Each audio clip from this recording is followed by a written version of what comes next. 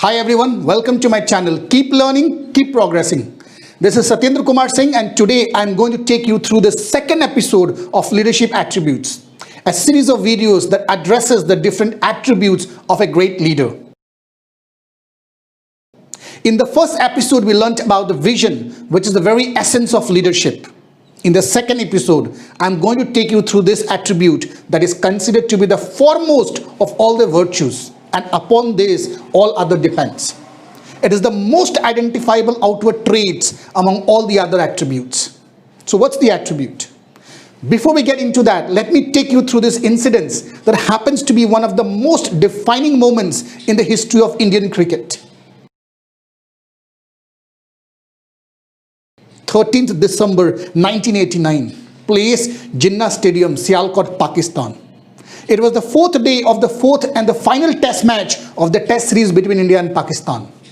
The fast and furious trio of Pakistan's dangerous bowling attack, Imran Khan, Wasim Akram and Waqar Younis, were reading bouncers and yorkers at Indian batsmen, and that too on the green top wicket of Sialkot.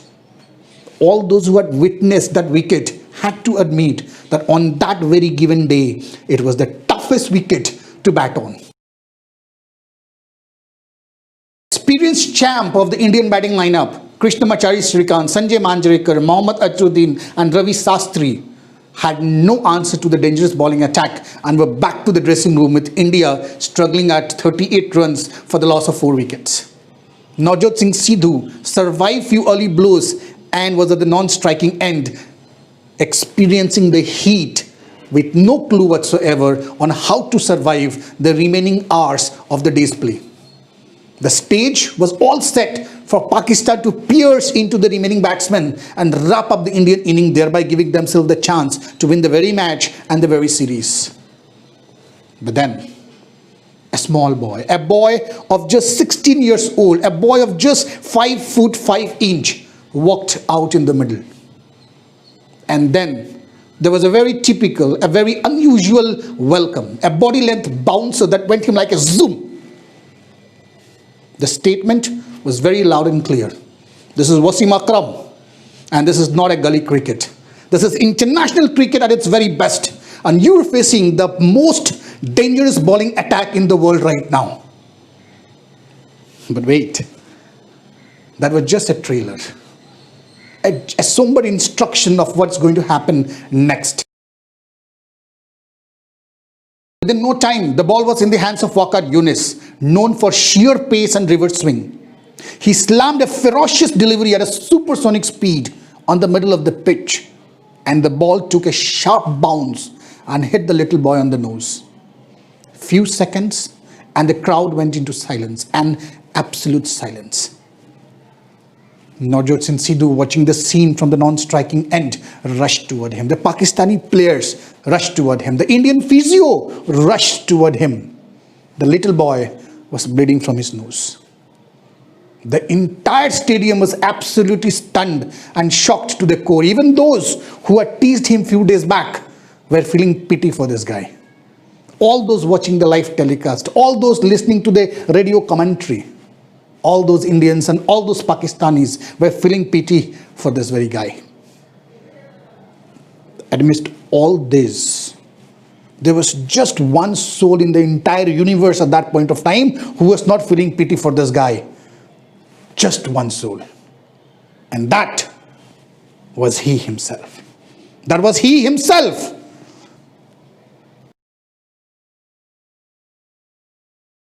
Because this guy of 5 foot and 5 inch had a different plan. He was passionately determined to make a difference. When advised by Navjot Singh Sidhu to retire hurt and come back later on to bat, he just said 2 words. But those 2 words, those magical 2 words, changed the way cricket was going to be played. Those 2 words were a statement in itself. Main khelenga. Main khelenga, yes, these were those 2 words, which means I will play. These 2 words is now a fable of courage and determinations for cricketers all across the world. He declined medical assistance. He wiped his blood. He took his guard and was ready to bat for himself, bat for the country, bat for all those who have love for cricket. The story was not over. In fact, it had just started, because what followed was yet another ferocious delivery from Waqar Younis, but this time it was not a bouncer, but a Yorker. And the way this Yorker was treated was one of the best things that could happen to cricket. The toe-crushing Yorker was hammered from the middle of the bat for a boundary.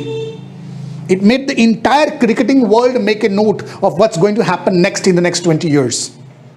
That marked the arrival of Sachin Tendulkar. At the time when everyone was trying to find a way to defend themselves, this 5 foot and 5 inch guy of 16 years old dared to take the attack on the opposition. Having smashed for a boundary by a young guy of just 16 years old and 5 foot and 5 inch, that speedster, that master of Yorkers and reverse swing, was fuming. And there was not a single person in the world, not even a genius, who would have the dare or the courage to look him in his eye. And this guy of 16 years old looked in his eye, and it seemed as if the world has come to a standstill.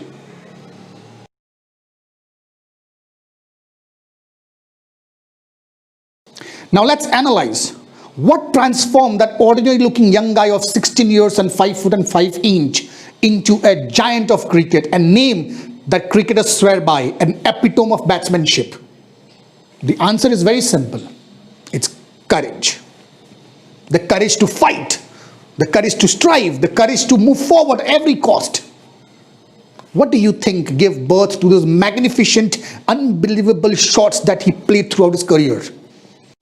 That immaculate straight drive past the bowler, that breathtaking cover drive, that back foot punch through the covers, that uppercut over the slip cordon, the paddle sweep, the leg glance, the pull, the hook, the cut, the flick, and everything. Every shot that he played or every shot that he invented were all nurtured in the womb of courage. I don't think he would have been able to achieve half of the successes had he not allowed his courage to take charge of everything. And that sets a perfect platform for us to discuss about the second attributes of a great leader, and that's called courage. Courage is the mother of all virtues and is absolutely critical in every aspect of life. But when it comes to leadership, these attributes become even more critical and important. It becomes the defining characteristics of a great leader. Leadership involves dealing in adversities, marching ahead against tremendous amount of risks, dealing with obstacles, challenges, situational emergencies that demands quick plan of actions, big decisions, tough calls. It involves designing strategies, leading execution of tough deliverables, dealing with emotions of people, and all these demands courage. Courage is about transformation from a defensive mindset to an attacking mindset. It's about seizing the moments. It's about challenging the status quo. It's about marching ahead and not hiding away from dealing with difficult conversation or tough decisions.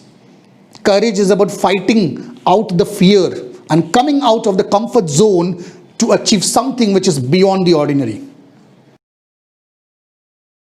Many people say that courage is the absence of fear.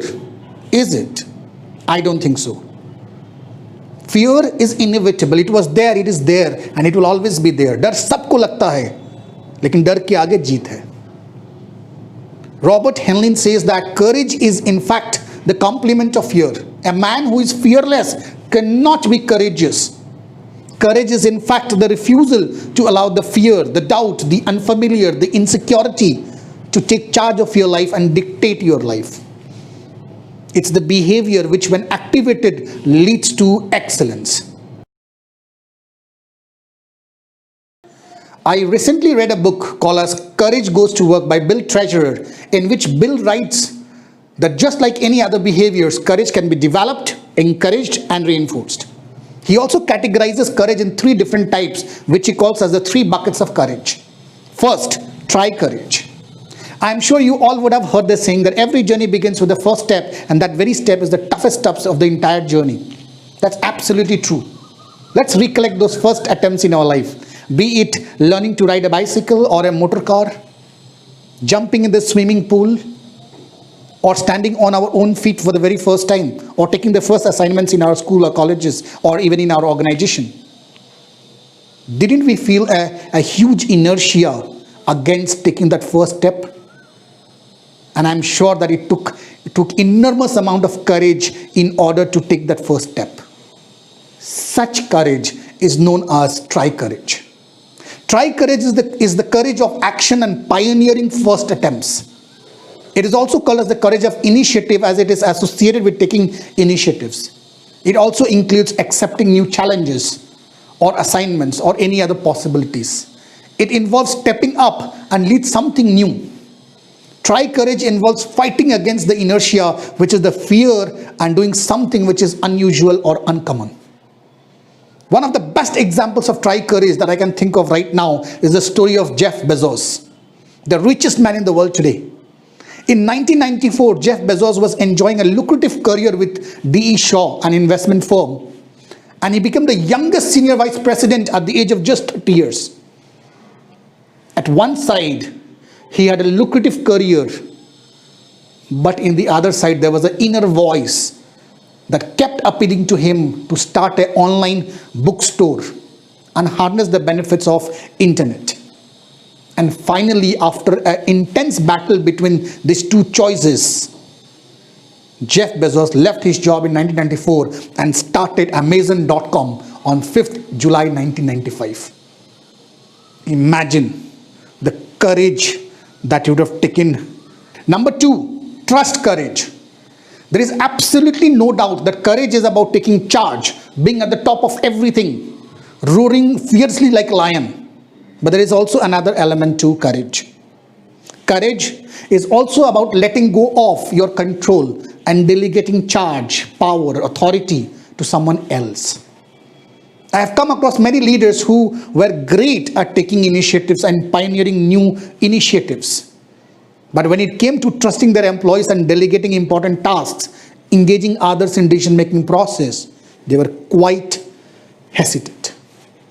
They lacked what we call as the trust courage. They feared that delegating power, authority, and charge may have a bad impact on his or her overall leadership, dominated over them.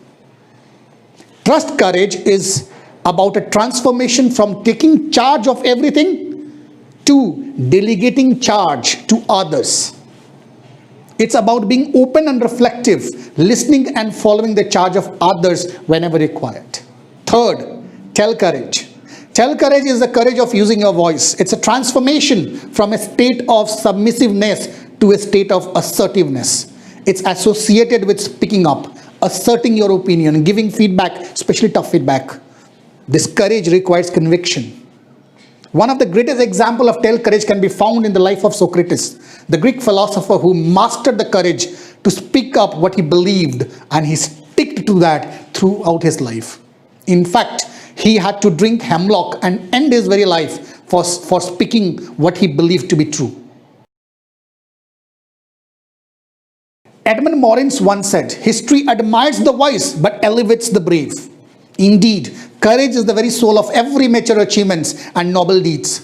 Whether it is young Siddhartha mastering the courage to leave his palace and spend rest of his life as an ascetic, or Nelson Mandela, who had the courage to forget all his sufferings for the sake of humanity, or Mahatma Gandhi in that matter, who maintained non-violence throughout his life despite seeing so much of violence against him and his people. History is the story of courageous leaders. So from this episode, we learnt about the second attributes of a great leader, which is called as courage. Courage is the foremost of all the virtues, and upon it, all other depends. It's the most identifiable outward traits among all the attributes. It's the responsibility of the leader to lead the entire team toward courageous endeavors that results in a better future. That's all for today. Thank you so much for watching the second episodes of Leadership Attributes. I'll come back very soon with the third attributes. But till then, keep learning, keep progressing.